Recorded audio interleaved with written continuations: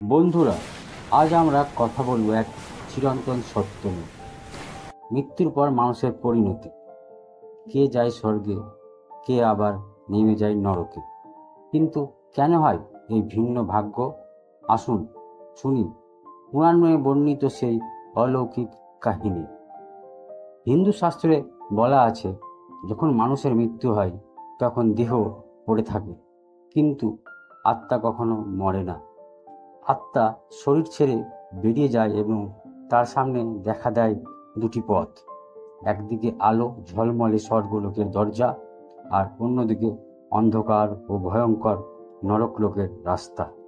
কোন পথে আত্মা যাবে তা নির্ধারণ করেন যমরাজ। মৃত আত্মাকে নিয়ে আসা হয় যমরাজের সভায়। সেখানে থাকে তার সহচর চিত্রগুপ্ত। চিত্রগুপ্ত মানুষের জন্ম থেকে মৃত্যু পর্যন্ত প্রতিটি কাজ, পাপ আর পুণ্য সব লিখে রাখেন। যমরাজ সেই হিসাবের ভিত্তিতেই ঘোষণা করেন এই আত্মার স্থান স্বর্গ নাকি নরকে।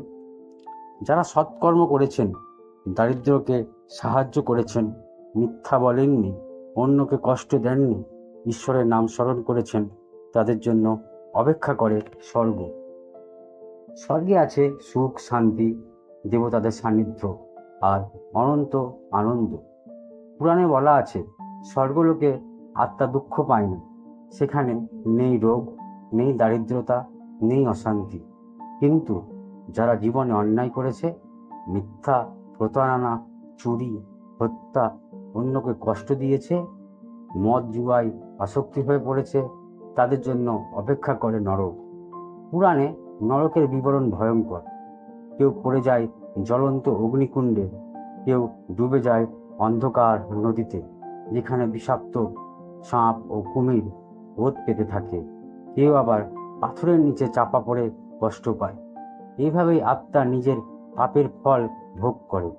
পাপের শাস্তি বা পুণ্যের ফল ভোগ করার পর আত্মা আবার ফিরে আসে পৃথিবীতে। পূর্ণ জন্ম হয়। যদি পুণ্যের ভাণ্ডার বেশি হয়, তবে জন্ম নিতে পারে পশু, পাখি বা দুঃখী মানুষের শরীরে। বন্ধুরা, এই কাহিনী শুধু ভয় দেখানোর জন্য নয়, এটা আমাদের মনে করিয়ে দেয় আমাদের প্রতিটি কাজের ফল আছে। যেমন বীজ বপন করি, তেমনই ফসল পাবো। তাই জীবনে চেষ্টা করতে হবে সত্য কথা বলা, অন্যকে সাহায্য করা ও সর্বদা ঈশ্বরকে স্মরণ করা। কারণ মৃত্যুর পর কি হবে তা আমাদের আজকের কাজেই নির্ধারিত হয়। আশা করি আপনাদের এই গল্প ভালো লেগেছে। যদি ভালো লাগে, ভিডিওটি লাইক করে চ্যানেলটিকে সাবস্ক্রাইব করতে ভুলবেন না। আগামীতে আরও এমন অলৌকিক ও রহস্য ধর্মীয় কাহিনী নিয়ে আসবে। জয়